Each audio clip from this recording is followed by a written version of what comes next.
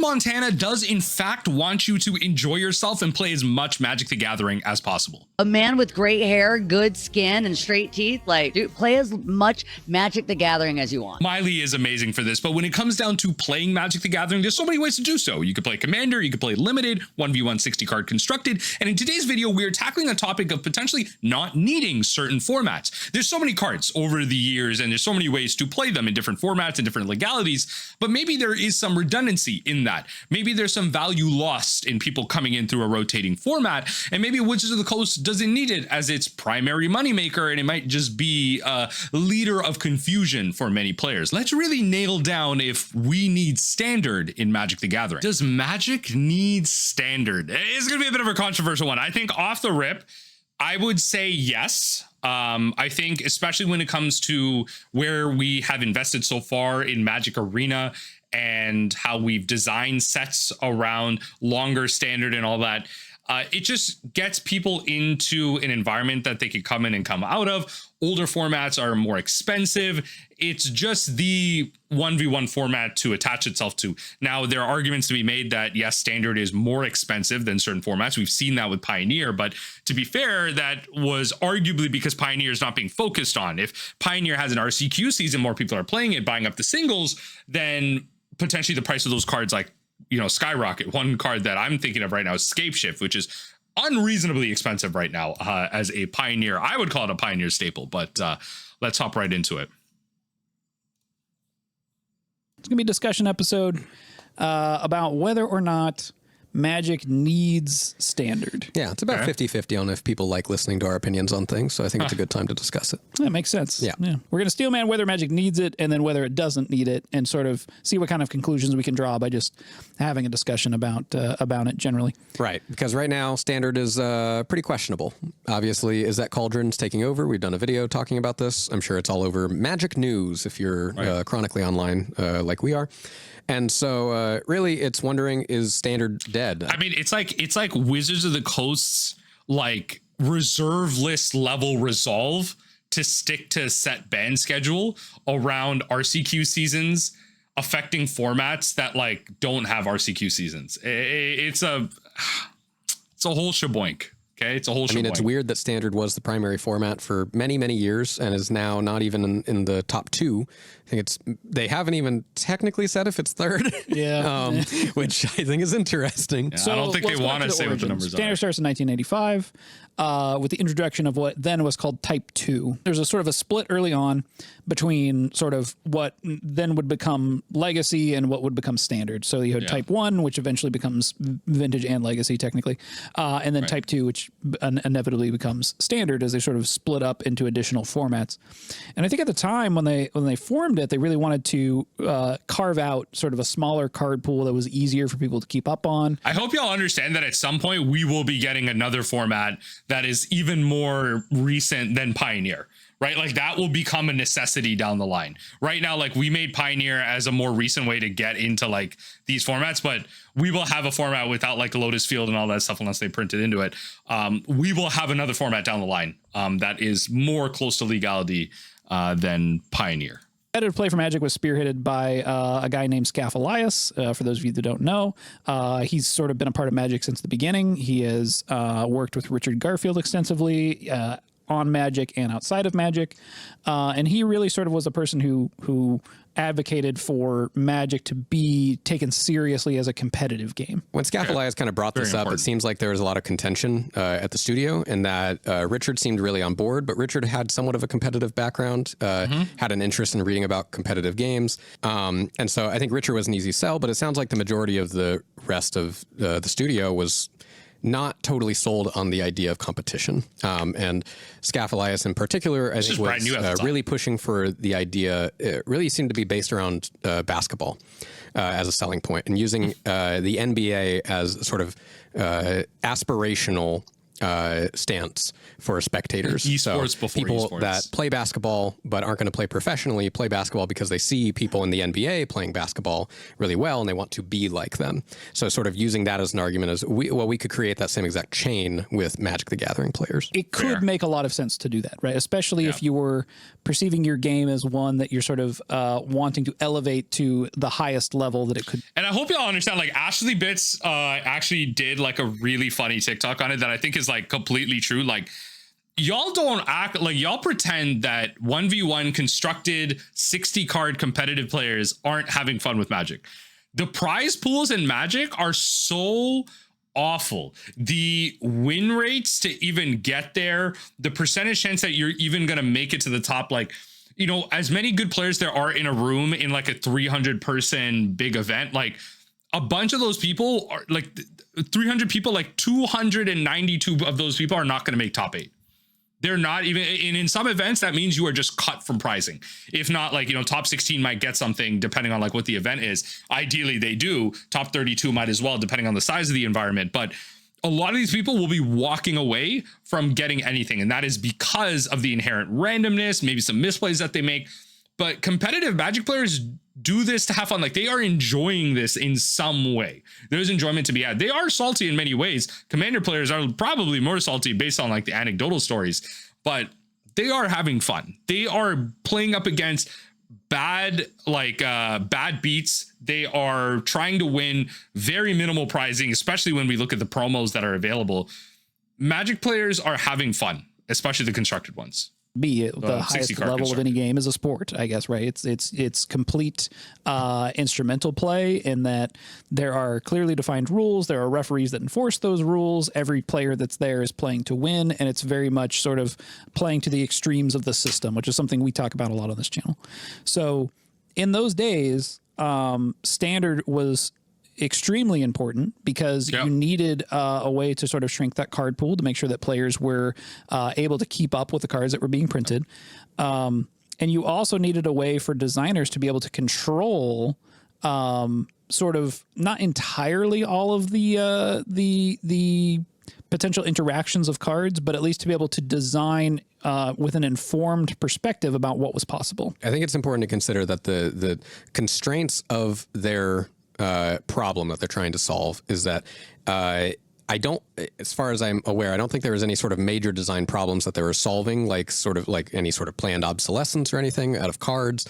I think it's primarily that they were trying to get a competitive audience, that they saw interest from players that wanted to play optimally and play in a competitive format, but they weren't providing a space for that. So their goal was, how can we make this competitively viable? And I think their solution was, well, we have to make sure that players are getting some of the best stuff, but they can't have everything because that's going to be insane to design around. So yeah, how can we make sure that not only do players play, but they're also continuing to buy the latest product? Best way to do this, by the way, is good pricing. I think the One Piece TCG with Bandai, they do pricing like really well. It's like you're winning not like raw money, but like you're winning cards worth like hundreds, if not thousands, if not tens of thousands of dollars for getting in like first, second place, top 8, whatever. Like, pricing is like really good. And that might be due to like the One Piece manga's just allure, right? Like, a lot of people are looking for these alt arts and everything, but it's alt arts of like playables, right? So you're and they have like winner stamps on them and everything. So like, you could win like a Watery Grave or something that's like signed as first place of whatever event. That's an insanely crazy Watery Grave. That is probably going to be a really expensive Watery Grave. You get a really cool artist behind it. It's going to be insane, right? Like stuff like that is highly sought after. That is like the biggest flex piece of all time. And making that promos instead of like laughing Jasper Flint is like way more logical, but Wizards of the Coast doesn't know what they're doing in that sense anyway. So because it's still a business. And there's also this perspective of a competitive player that you want the best, most powerful things, because that is when you are at parity with your opponents. Everybody's playing the best possible cards, the best possible decks. You're all trying to brainstorm and do research to figure out what the best decks are, and your different teams are going to be bringing different decks to these tournaments. And at that point in time,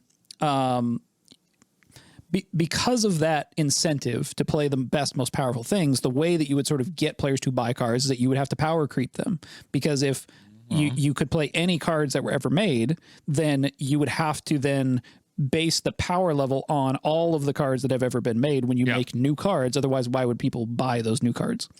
And so standard is a way to refresh and turn over that soil every every year, right? With very important. Sets coming in and old ones going out, and then that's just sort of the optimization cycle can be reset in a systemic way rather than trying to just design stuff that is like more and more and more powerful. And it's tough to say too where they got the overall data, right? Is this anecdotal data? Do they get a feel or a sense that players are interested in this, or is this something that they actually collected? And this is kind of something that I don't think we know whether or not they've like formally collected this, but this is something that I think a lot more companies do now versus what they did back in the day, especially when like they didn't know or expect Magic to be what it is. I think a lot of early game studios don't expect to accidentally make a hit, right? It has a ton of players involved, and now they have to solve these potential issues now that a bunch of players are involved. So it's tough to say if this was sort of a formal, like, oh, okay, actually, yeah, a larger percentage of players are actually interested in playing competitively or playing optimally, like doing that. Or, yeah, if it's just maybe those players happen to be culminating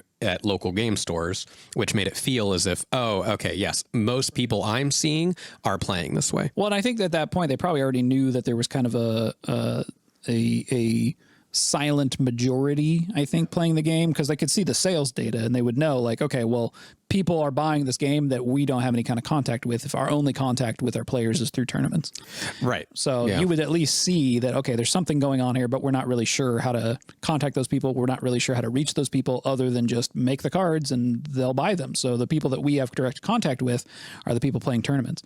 And we can, and we've talked about this before, that there's sort of this adversarial relationship between player and designer when you're playing at such a competitive level that I think pushes design to be the best that it can be, because any mistake you make is immediately shown to you through tournament results. But see, now that's been kind of hidden in the weeds now, because, you know, you have so many Magic sets coming out that inevitably you will make mistakes.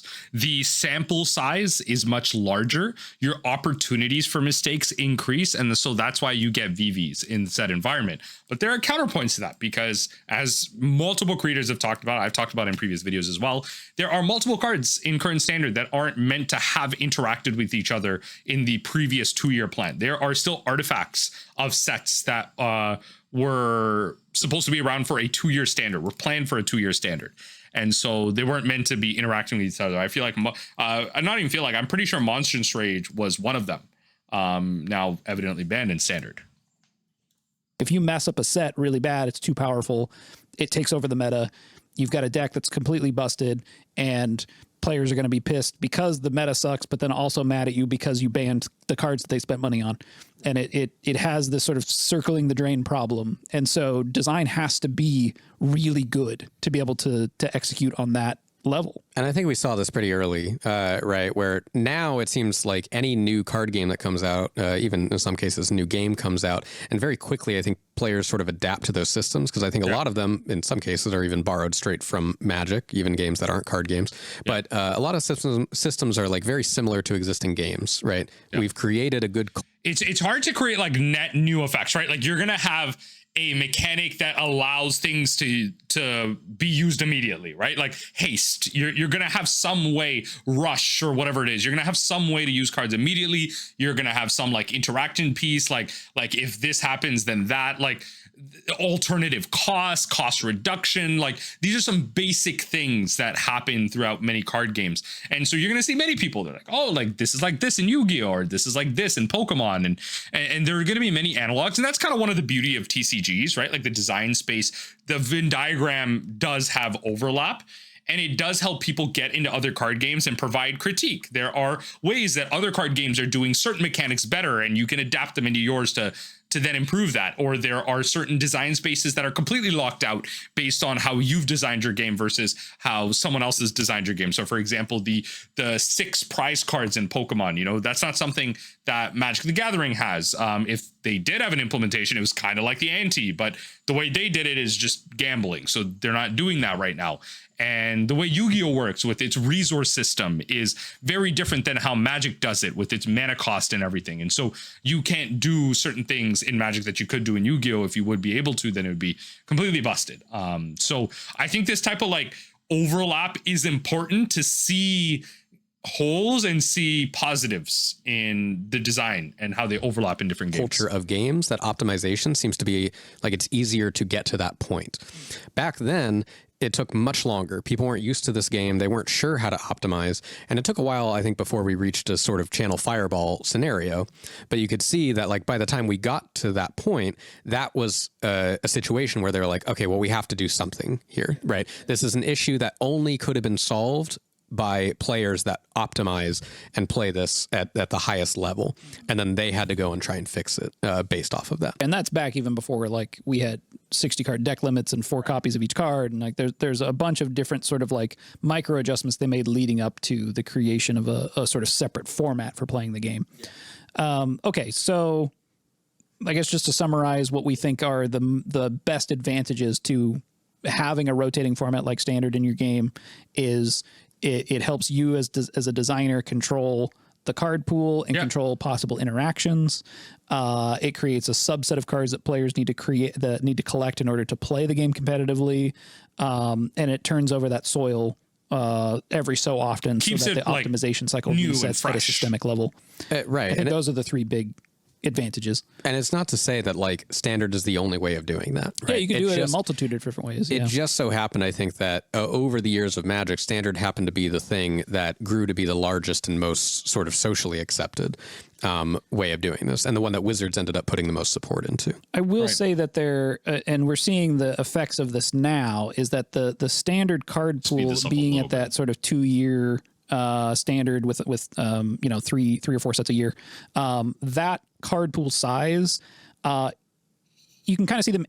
They may or may not be aiming the cannon on this now, meaning that like they're trying to see what the higher end of Standard can be by extending it to 3 years and releasing sets rapidly. But that card pool size of roughly 1,200 cards is manageable by the design team that they quote unquote manageable, arguable. And I think that at that way back when it first started, I don't know if it's like essentially we're just trying to create a non-rotating feel in a rotating format, which is ultimately going to lead to these problems because you're going to have a critical mass of cards that potentially were printed in that year 1, but now to come together in that year 3 and now need to be played out in this Standard because Wizards of the Coast are gonna be like, well, they're only around for a couple more months. They're going to rotate out. Like, do we actually need to ban this? Is this an emergency ban? Can we just have them deal with it? Is there an RCQ season attached? Is it actually a real problem? Arena sales are down anyway. Digital is down. I think it was like 4% or something according to the Hasbro sales call. So should we even put any focus on that? If there's no RCQ season, the majority of people are just playing Standard online and blah, blah, blah.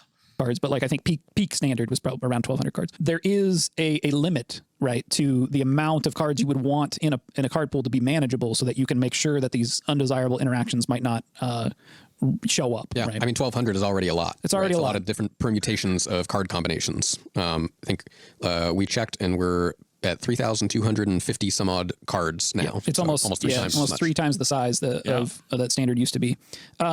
And I think one way to look at it too is to look at like those 1,200 cards as being just like one game, right? It's like the game is those 1,200 cards. They're going to come out in pieces, but you can look at those 1,200 cards and say, okay, we're going to design those 1,200 cards. It's probably why they designed 2 years ahead of time, by the way. I'm wondering if that's the design cycle that they were on, and that's why. Is like then that's also part of the reason why like it's hard to predict the promos that you want in your sets, which is why Monstrous Rage was a promo down the line. But also my counterpoint to that is you should make promos that are expensive cards in eternal formats so that you get, or not even eternal, just older formats, like put Lotus Field as a promo. Again, bad example, but Mox Opal, right? There's no reason why you couldn't put Mox Opal as a promo.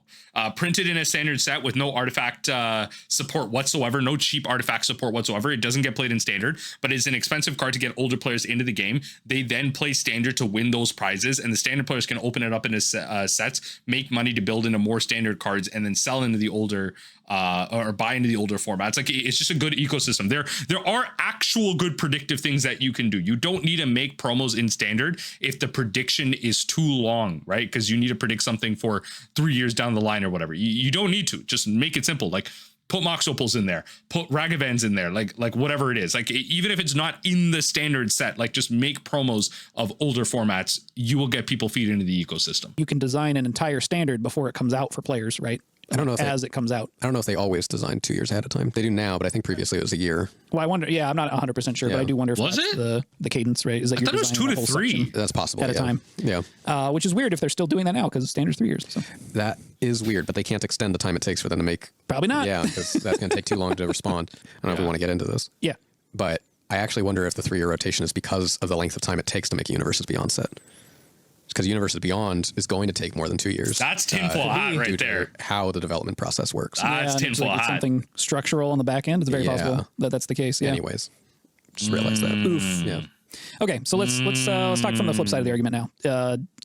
Why might Magic not want standard at all? Well, we're kind of testing the waters with that right now, which is it needed? Are there more competitive players or more casual players? Doesn't mean that you can't satisfy both, but if your primary format is not necessarily the most viable in a competitive sense, which is Commander, I'm talking about Commander, then do you have a good enough space, right? Ideally, you want casual players and competitive players to be playing at least the similar type of format, 60 card, 4 copies per deck. Now, it could be that, it's Commander style decks. You have a Commander, you have a 100 card singleton, et cetera, and that's the competitive thing. But if it's all free for all, right, then we've seen the sort of issues with that on a competitive level.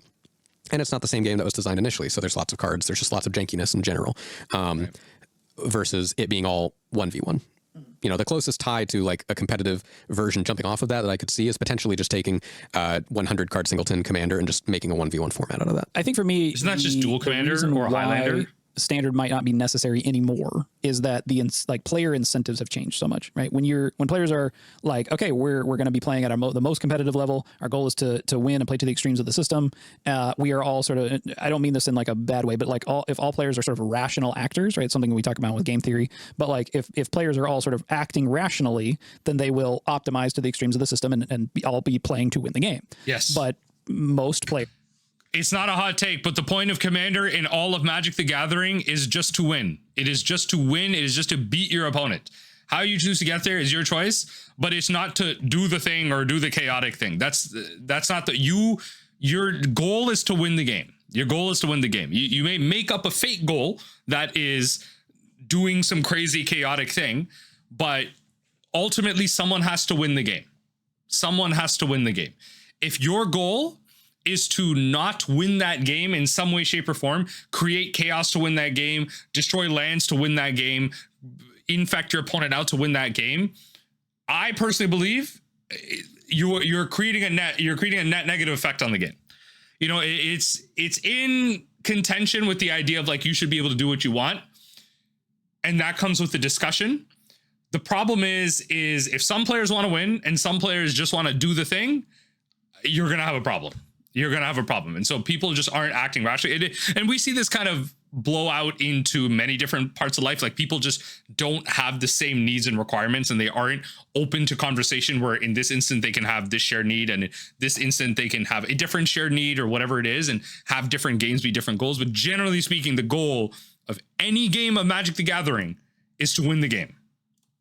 I think Wizards is kind of finding out they don't play rationally. They play emotionally. They play because they're just having a good time. And there's not necessarily that same kind of incentive to push the system to its extremes. Right. And so if that's the case, then as long as sort of players have the tools in their own hands to sort of figure out what a good game means to them, then maybe you end up in a situation where standard is not really necessary, even if power creep is happening, because it's up to the players to sort of like decide what power level they're playing at. Yeah. This, in regards to Commander, I think has been set sort of culturally, right? Of being the implicit rules that, you're supposed to be playing for fun and not planning for optimization.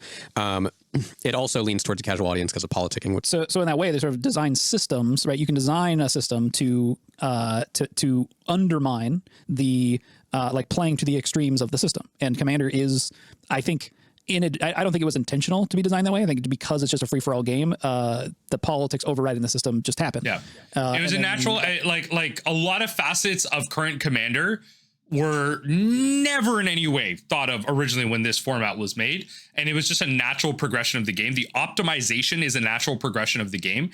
You see this in any type of game through competitive shooters, many other video games. Like there's always the people, you know, the Elden Ring true purists or whatever that are like, did you use Mimic Tier to beat your game? Like you're a loser or something like that, right? Like when in fact your experience is your own.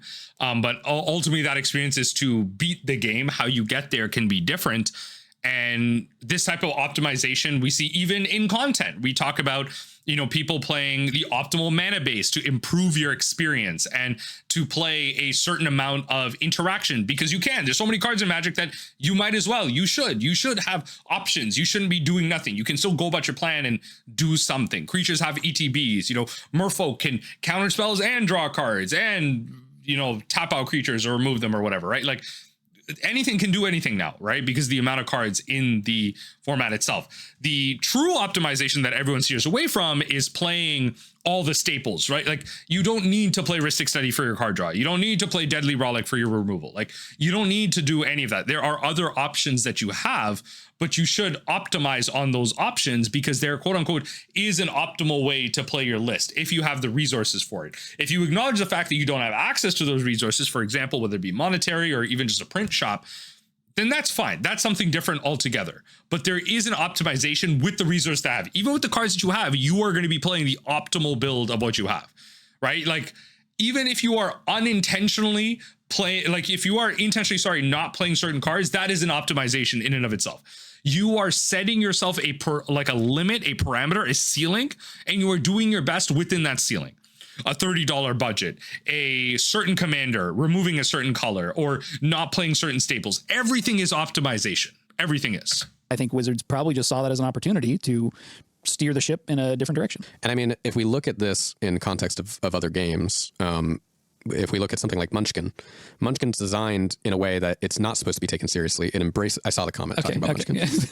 This will not be the video I explain what Munchkin is because I don't know how to. I don't know. Look it up. It's out there. It's just a card game. It's a free for all card game.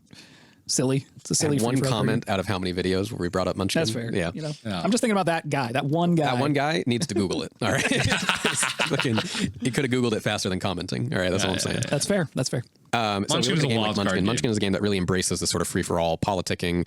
Doesn't really matter about winning. You could try and optimize to the best of your ability with Munchkin, but it's largely out of the player's hands. Yeah, it's all just direct interaction. I don't even think there's mana cost to pay for cards. You can just play whatever you want. You equip stuff to yourself as like you're a character who's going through a dungeon, and you're all fighting the dungeon and each other all at the same time. I think the difference here is that Magic has two games. It's got deck building and it's got the game itself. And I think you can always optimize in the deck building portion, regardless of whether the game itself is hyper random or not. In Munchkin's case, in any sort of a game that's just within the box, it's not up to the players necessarily to decide like the level of randomization that's happening. And I think usually higher variance or higher randomization means it's a lot more difficult for you to have agency over optimizing. But by having this sort of deck building as part of Commander, it means that optimization is just always going to be a part of it. And it's going to butt heads with the system of the game that you're actually playing. So I agree with you up until the point that there could be a different motivation for deck building other than optimization. You're right. And that seems to be what they're leaning towards. Well, and there's two things, right? There's culture. But the motivation, the motivation doesn't really matter. It's a very superficial layer. Underneath it is still optimization. Like your motive for doing something is just setting a limit. You will inherently just make the best version of what you have. You just, I just slammed these together. This is what I could do. That in and of itself is an optimization. You put a time limit on yourself. These are the best cards that you could think of in your collection or that you had front facing. It is an optimization, and you will probably have an experience where you will enjoy it to some level and maybe optimize or not. And you just feel like this is good enough. That's an optimization. Like everything is towards reaching a goal, and that goal is winning with X variance. So that is winning over completely on your opponents, just having any interaction or at any point, or winning with all the chaos elements, or winning by doing a certain thing. Like you just put it all together, but you wanted to cast your command and you wanted to do a certain thing, and then you won the game. Like everything is an optimization to win the game in some way. Which is that players are basically saying, hey, you should build for fun and then play to win or whatever. That's sort of I don't know, I guess some kind of commander heuristic, I guess. But Fun, play to win. Then there's there's universes beyond. And I think in some ways, this is partially why there's sort of this peanut butter jelly relationship happening between Magic and universes beyond, is that players can be motivated to play suboptimally when they're doing what we would call like role playing. And if you're building a deck that is sort of inspired by a character, or it's just a character you really like that you want to sort of personify as yourself in the game, then you might be fine playing them if they're suboptimal just because it's a character you like. Magic, I don't think has ever has had a very difficult time getting over the hurdle of making characters that people really relate to. I think some people like the Planeswalkers, but it's, you know, they've never reached the level of success as, you know, various superheroes, Spider-Man or whatever, right? So if we're trying to sell new cards, we can now do that through Universes Beyond. Right. It used to be we had to power creep things, but now we can just sell people things that they like. Sell the same exact card even, but with different art. Some other character. Sure could. All of the three things that, for the reasons why you would want to have standard, are motivated by optimization. And I think that even with like the motivation to buy new cards, right? It's that you would buy new cards if there was no rotation. You would buy new cards because they were more powerful than the old cards. But if you're playing in a rotating format, they just need to be more powerful than sort of the other stuff that's in that format at that given time. But when we move into a player base that is no longer motivated by optimization, which I'm not really sure is the Commander player base. I think that a lot of people like to say that they like to think it, that they're like, no, I'm not optimizing, whatever. But then, you know, some of the most popular videos about Commander are about optimization. So it's, literally my point. Like Commander content is all about optimization. It is like the Salubrious Snails, Trinket Mages, 3/3 Alex, the deck drivers, oh my god, the avocado one, Blood Artists. Like there's so many different, a Mauled Hound. There's so many different Commander content creators that are just out there to optimize the deck roasts and everything.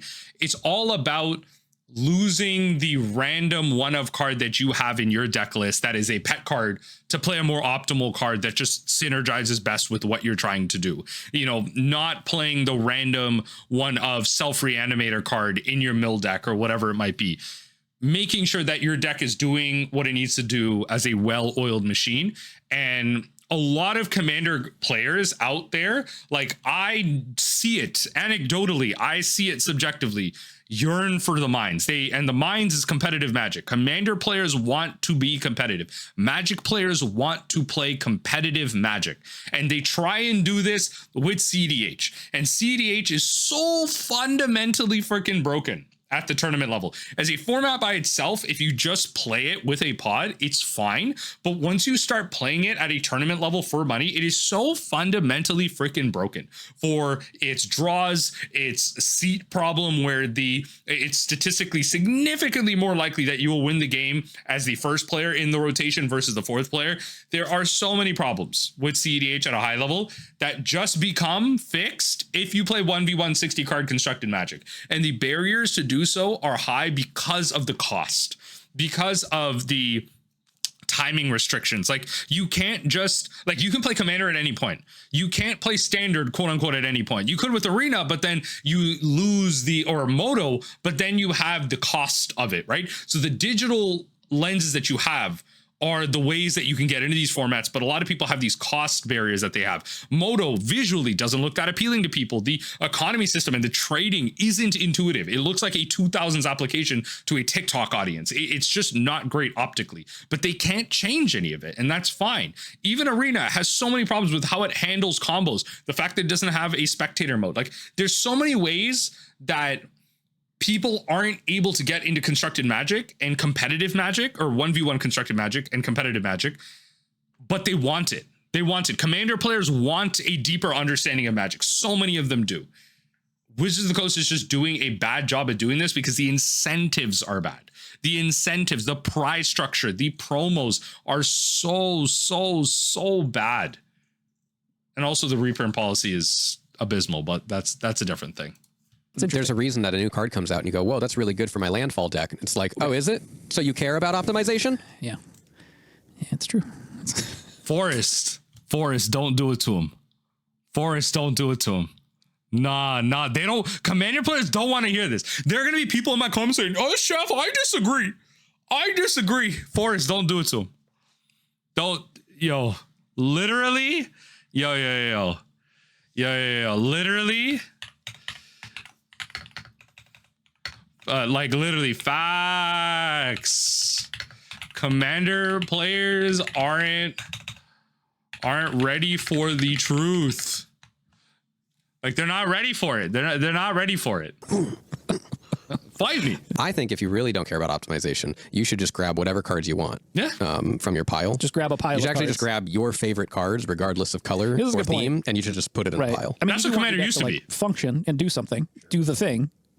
But what if the thing was just determined randomly? Is that fine? That's true. Yeah. I feel like we're digressing. But okay, so It's just like Commander just becomes random select in like fighting games. It just becomes like Momir Vig. Commander just becomes Momir Vig. That's it. Momir Vig, Cube, Tiny Leader somewhere in there, Pauper, Dan, best formats in Magic. That's it.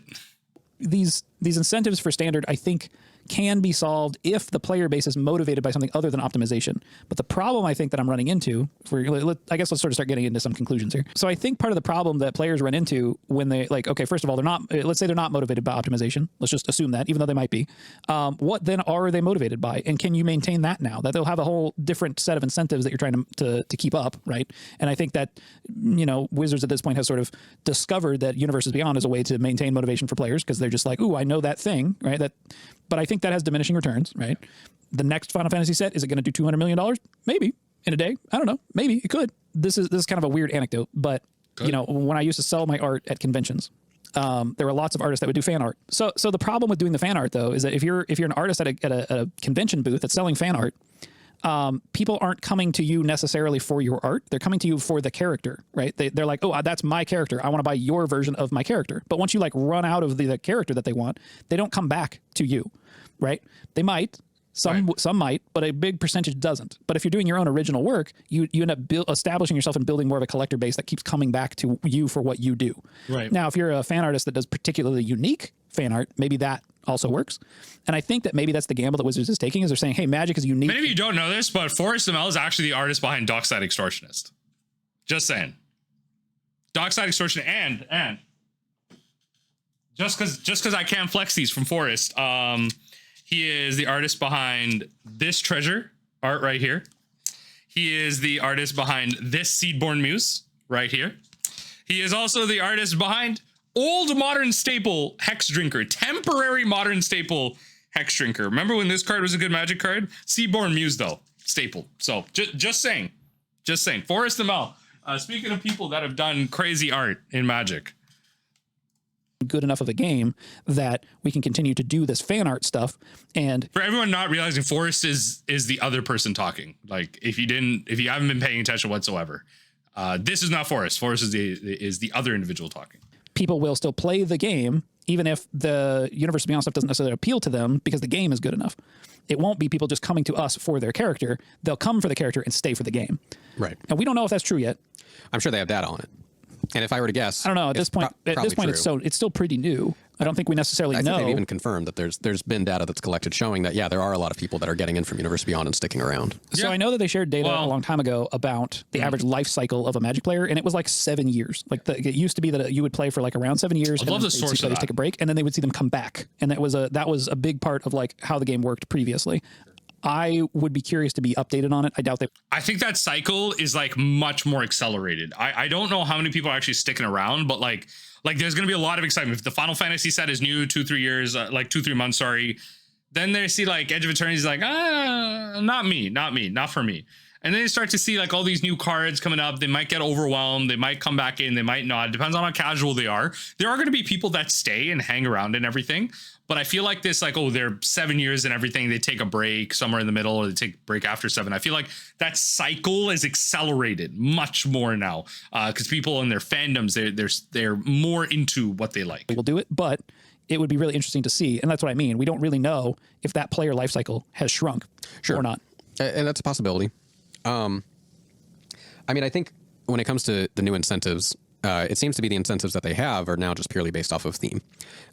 Initial, not shock value, but like high level interest. We're seeing this even as they've shifted from the sort of storytelling of sets, of Magic specific sets, into the newer sets that we're seeing in this year. That previously we were getting Outlaws of Thunder Junction and we were getting Murders at Karlov Manor, and everything was very, very specific to a story beat. And it was a little too on the nose with the narrative. And this year we got dragons and what else? Not Aether Drift. I don't count Aether Drift. Mario Kart. I guess Mario Kart. Yeah, I guess like Death Race. And like Aether Drift, technically, I think Death Race is like fine. I think they spread too thin narrative-wise in the actual set. Yeah. But Haunted House. Haunted House. And I think that we're seeing that. And Edge of Eternities was just space set. That's the space set. We're getting Lorwyn, which is the set of themes of types. And so I'm kind of wondering if that's what they're leaning into, is like, if we're going to go and have this return to sort of typal synergies, right? That's something Commander players care a lot about. And it's, we've talked about, it's another way for you to sort of suppress the optimization in a way, right? You lock these very hyper optimized cards behind these typal synergies. Sure. Like you're saying with like Mox Jasper. Yeah. Right. Yeah. Mox Jasper being tied directly to dragons means that it's not as good as the other Mox cards, but it seems like a very powerful card, but it's used only by dragons. You can make a best in slot just for dragons, or make a best in slot just for elves, or like I mean, it's very possible that we might end up seeing like a Mox set like Mox Jasper, but come out in Lorwyn for the different various types, or at least one more. Yeah. I don't know. It's interesting because I think what's tough for me in this situation. Look, I'm biased. I'm a standard player. I played competitively for like 20 years. The thing that I am concerned about at this point, and maybe it's unfounded, only time will tell, is that the thing that concerns me is the players not being motivated by optimization. I think only works as long as the culture of the players, like as long as the culture supports that, and as long as there's this sort of almost peer pressure for Commander players to not optimize and to like, well, no, you should be playing for fun. You shouldn't be playing to win, because if you start playing to win, we get into that optimization cycle that doesn't get reset because there's no rotating format anymore, and that leads to CEDH, and CEDH has a whole host of problems and doesn't really function as a competitive format. So it really doesn't. That it is weird because we see the rise of CEDH. CEDH is becoming much more popular. There's even like content channels and things that are focused towards CEDH that have become very popular. CEDH attendance is up, right? We're seeing that there is a percentage of players that do want to optimize. It will be interesting to see if that culture starts to permeate, right? We have sort of part of our channel is to talk about this dynamic, right? We're the dynamic between or sort of the cognitive dissonance between what the systems of Commander are incentivizing you to do and how players are actually playing the game. And part of that is because we focus on what a systems design is sort of teaching you or telling you to do, right? If you follow the systems, where does that lead you? Because that's what like the designer has control over. You hand over a game to somebody, they read the rules, and that's how they're going to play the game. Right. But that Commander doesn't work that way. Commander is you get introduced to the culture, right? Almost first, probably. You're learning sort of like word of mouth. And if that culture shifts on Wizards of the Coast, what are they left with, right? Right. I mean, it really... One of the many reasons why Commander is one of the worst ways to teach anybody how to play Magic the Gathering properly. One of the worst ways. It could be a cool onboarding tool as part of the process. It's a great social experience, but to learn the game, to learn the mechanics, to improve, to understand phases and the stack, and like really just like get a foothold. Incorrect. Throw them on Arena or introduce them through Pauper or something. Heck, take them to a pre-release. Literally, the average pre-release has more Magic as a learning experience than, a game of Commander. It's, how many more players are going to sort of be pushed into that optimization funnel that's going to create CEDH as this more popular format, which is going to then add more social pressure, cultural pressure on Wizards to try and formalize CEDH, which Wizards then, being good designers, and I believe Wizards probably knows this deep down, that CEDH probably won't work as a formalized format, the way that they would have to structure it. And I think that they're not wanting it to be recognized as that. And instead, I think that they'd much rather get Commander players to go and move to something that is much easier to maintain in a tournament structure. And that is leaning more towards 1v1 or, more recently in Two-Headed Giant or 2v2. I get the feeling that Wizards of the Coast probably isn't even going to touch the competitive side of things. They're just going to let the community figure it out on their own. And, I'm saying they probably might eventually not have to, I guess, because, maybe you don't have if you're sort of left with just those players, though, I guess that's... Right. And especially, if... they jumped on the wagon of competitive play very quickly with 1v1, right? Kind of before the internet was really taken off. And nowadays, I'd be interested in seeing CEDH is sort of a grassroots competitive format, right? And so if the views start getting large enough, and if there's enough interest at these tournaments, is Wizards going to be able to ignore that? Or are they going to go, well, no, this is actually something that players might No, they are going to have to ignore that because CEDH, the only way CEDH succeeds, first and foremost, is through proxies, and Wizards of the Coast can't allow proxies. So making an official CEDH format or an official tournament, you can't even have proxies in it. So no, this would not work. You like, I think Wizards of the Coast is aware of CDH, but they can't officially recognize it because it is to the active detriment of that bracket, to the enfranchised players in that bracket to recognize it and remove the viability and the use of proxies. No one has $1,000 to $7,000 to buy a CDH list. No one does, right? Like that is the biggest waste of money for an unfranchised player. If you are deep into the format, you are actively going to tournaments, like, I get it, sure. There are just much better things that are, even in the game of Magic, more worth your time to do than spend that money on just that one format as like a new person getting into it. Get the proxies, get into it, maybe build into it over time. But if you need to spend that much money on like literal staples that are played in every deck, like if you pick certain color combinations and certain colors, like you will be thousands of dollars, if not tens of thousands in certain niche cases, but thousands of dollars just to be able to get off like a super mediocre combo, get placed in seat number 4 and win like a sub 50% amount of the time. See, a lot of people seem to be watching this. It would be an easy win if they started trying to get those content creators or those people that are entering those tournaments and getting them into their own sort of pro tour to help advocate for this particular format. It is strange. Okay, the one thing I will is anecdotally again, but like Gavin Verhey, when he's talking about Vivi, specifically mentions, oh, we might see this show up in CEDH. And that made me go like, ooh, okay, well, if you're on this, vision design pathway of we are not a competitive format, because if we become a competitive format, this whole kind of thing starts to fall apart. Well, you have to acknowledge it, but you can't directly. Then why would you be motivated to design a card that you think might end up in CEDH, right? At that point, you're designing for optimization, right? It's tough to say if it was designed with that in mind, or he saw how powerful it was and just thought maybe. It's hard to say. Maybe. I think really though, the idea of this being powerful enough to be played in CEDH. Is already like, well, those are really powerful cards. Sure. Yeah, the most powerful cards ever printed in the game. I'd say like there's a few exceptions in that, like, yeah, Ristic Study is not going to be as good in 1v1, right? So it's not going to see that much play probably. Sure, yeah. But Ristic Study is the best card in CEDH. But generally all individually very powerful cards are played. And so if there's potential for it seeing play in that, why is it going into a standard set? And I think that really this kind of, what I think is really interesting is, what would Wizards have to print to get people to then go overboard? What do you mean overboard? Like, VV, like drop off, like stop playing the game. Playing? I mean, they're already doing it. They kind of are, but like... You mean Commander or Standard?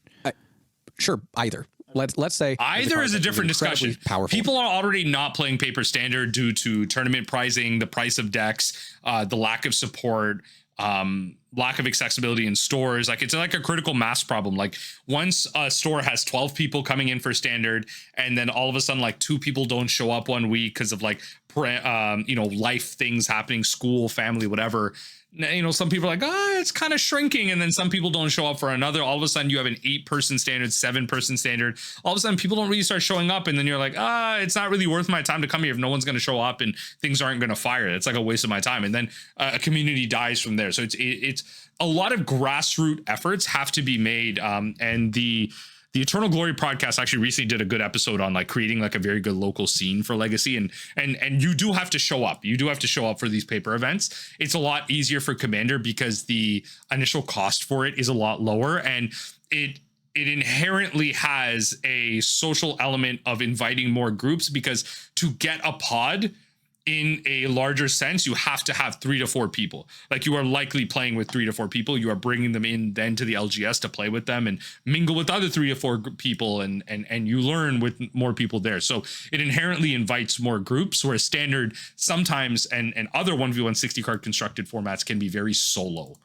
From that aspect. Right, that's printed out. Now, we could argue Vivi is much less strong without Agatha's Soul Cauldron, right? It's still strong, don't get me wrong. Sure, but the two of them together are pretty good. So. It is much less strong, but to be fair, both are like independently, like, okay, yeah, like Vivi is still strong, but both are independently much worse without each other. Like, Cauldron was just like near unplayable, like very niche, unplayable before Vivi.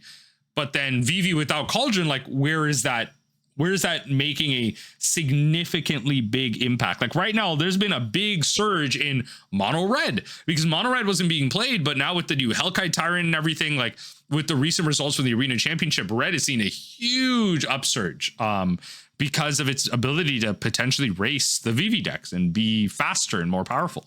But VV is an individually very strong card. Is VV strong enough to get people to be like, this game is done, I'm not going to play anymore? And how many players? We have already seen the drop off in tournament attendance and standard. Like, so has it been? Is that significant enough though to even make a dent on Wizards' profits? Oh no, that's what I mean, right? It's like at this point, profit wise, I think of course Magic can exist without standard, but the question is that like the longevity of the game. If you don't have this rotating format, if you've dropped the I guess culture, there's a better term. The illusion. Yeah, if you sort of a bit of an illusion. Right, like if you drop the illusion that you should be playing in this rotating format and it's good for you as a player, which it is good for you as a player to play in a rotating format. It's a eat your vegetables mechanic. Yes, this is a systems eat your vegetables, not a cultural play removal eat your vegetables, right? Yeah. So not everything is chocolate milk. But once you sort of dropped that culture completely from the game, I don't know if you get that back. I don't know if you say, okay, players, we've ramped. But just get one thing straight. Magic the Gathering would die within months, if not weeks, with the dissolving of competitive structure and formats. It would die instantly. Cube is beyond Magic. I don't care about all that. That doesn't, I don't care about your isms and your sayings. Okay. Like, let's be real here. Magic as a product in a game would die within weeks, if not months, if not a year, if competitive structure and its formats are dissolved. It would not work. The casuals will not be able to upkeep it. They want new cards. They want refreshments. They don't want a closed loop format. But you don't want Commander to become a closed loop format like pre-modern and stuff when there is an end to the sets that are legal in Commander. Nobody wants that. Nobody wants that. Of course, with Commander players, and we've reached a dead end, and we're ready to loop you guys, you competitive guys, back in. We know you're rip roaring to get back in here, so get on back on the standard train. Yeah, I don't think that's a possibility. I think once it's done, it's done. Right, and it's tough to say when it will reach that point. Is they made 200 million in one day on Final Fantasy, but the amount of people they lost from standard was like a blip. Yeah, that 200 million. No, I don't think it has. Yeah. I don't think they registered for them at all, really. I mean, they went. I think like tournament attendance was cut in half basically since the last event. But again, it was like there was that tweet of like the amount of people registering for like an arena championship and everything that a lot of people were using, and part of that has to do with VV and like how they're like banning things. But it was something like 7. I'd argue like standards like arena formats are more popular than they ever have been. I feel like Timeless is like a really like cool, interesting format that not a lot of people use because of the arena economy. But standard does have good decks in it. And if VV goes, like there is good decks in standard that have good options and stuff. And arguably, the whole Into the Flood mine of it all, where you're printing these cheap answers that answer anything. Like there's arguments to be made about that, but there are good decks in standard that have good ways to win, and it's not just red decks. 100 players down to 700 players or something. Like it's a blip. Yeah, and I mean it doesn't mean that it can't be addressed, right, and adjusted. Okay, so let's move to kind of wrapping things up here. So what do we think after talking this through? Does Magic need standard to survive? Yes. I don't think Magic needs standard to survive necessarily. Yes, it does. But I do think that yes, it's a risky play leaning into sort of satisfying the casual audience in the way that they currently are. I think it just fills a gap, right? Like, so standard, in my opinion, my long and short of it is that 1v1 60 card constructed for competitive formats are important. They give an outlet for something that is already a downstream solution to what players are feeling around optimization. And you need a simple form of onboarding that exists in the structures that you've already built. So I'm thinking MTG Arena. Standard is probably the premier format on there. Maybe, I don't know how many people are playing Brawl or whatever, but it's probably standard. And so that is a good way for you to onboard onto there and then hop into other formats from there. If the gap is Commander to then Pioneer, which is no one's playing, fail. Right, which, without standard, maybe more people are playing it. But it's like I said close to the beginning of the video, eventually you will need another format closer to, you know, smaller than Pioneer, which serves that eternal format flavor because Pioneer is now too big in terms of its set legality. And that's like an active discussion to have. And so Standard provides that new fresh environment over and over and over again for the invested player that wants to have a new puzzle to solve and everything. So I think Standard is important as that 1v1 60 card constructed competitive onboarding. When it doesn't give them any sort of meaningful data potentially to base their design decisions around. So they need a format to know what are we basing this, the power level of these individual cards on. Because if you're basing it on, you know, CEDH now, or really, if you're basing it off of casual commander, that range is anywhere. Yeah, that's a good point. Yeah, because you really don't have any. That's actually a good point. It's like a good marker because you have to remember, like, the three formats that are 1v1 60 card constructed formats, the three important ones are Standard, Pioneer, Modern. That's it. Standard, Pioneer, Modern. Those are the three. Pauper is an officially recognized format that they will never care to, you know, make a Pro Tour for some whatever reason. Pauper is arguably the best, like, top three, like 1v1 formats out there. 1v1, not even 60 card, 1v1 formats out there. Pauper is like top three. Beyond that, like Legacy and Vintage are not formats that Wizards of the Coast wants to support officially because of the reserve list.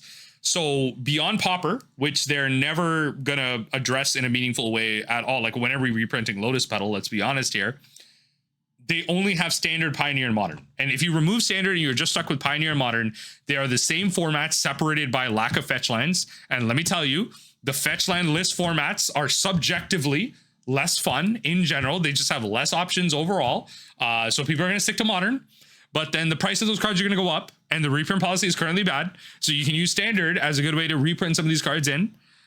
There's so many ways that Standard can be a solution. Or other than just like what you think players are going to be interested in. Oh, it's a powerful card of the set. Let's make sure it's powerful. The level of power, we have no idea how to evaluate properly because we can't evaluate all 30,000 game pieces. And I think ideally it would be in their best interest to try and get the card's power level to line up as closely as possible amongst the formats. Obviously, that's not going to happen. We see the difference with Modern to Vintage and Legacy, et cetera. But I think that when you see Commander cards, they're designed significantly different from Standard, and I think that has caused the most tension amongst the player base. Yeah, I think that I think I agree that Magic, I mean, clearly in this moment, Magic does not need Standard to survive. Do I think that Magic needs something like Standard long-term? Probably. Yes. It depends if they can maintain the culture of Yeah, like Magic doesn't need Standard this month or the next 2 months, but long-term, yes. Long-term, you will see the effect once it disappears. Optimization. I'm suspect as to whether that can be maintained. I'm also suspect about, you know, okay, if what is the player life cycle now, right? When if it used to be about 7 years, is it still 7 years? Has it gone up, gone down? I think it's drastically shorter. I also think that Magic right now is, I could see them being hesitant to give up Standard, right? Of course, if they can sort of maintain the illusion that this format is still viable, that they can just sort of continue to keep it going in perpetuity so that if at for whatever reason they needed to pivot back to Standard, it would still be there.